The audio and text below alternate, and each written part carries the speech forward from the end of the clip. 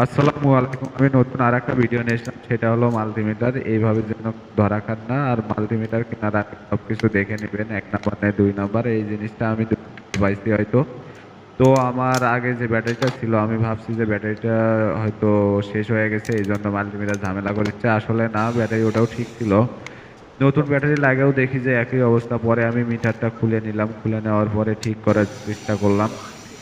ঠিক করে খুলে নেওয়ার পরে ভাবছি যে ডিসপ্লে লাইন হয়তো সমস্যা হয়েছে, এই জন্য এরকম সমস্যা দেখা দিচ্ছে। পরে খুলে নেওয়ার পরে এটা এই যে যে রিবনগুলো আছে সুন্দর করে রাবার দিয়ে মুছে দিলাম, যে ভাবছি যে রাবার দিয়ে লাইন পাইবো, এই জন্য রাবার দিয়ে মুছে নিয়ে আবারও আমি এই সার্কিটটা বসাইছি। বসানোর পরে মনে করছি যে ঠিক হবে, যে না, এটা আসলেই সমস্যা এই যে চিপসের ভিতর থেকে হয়েছে।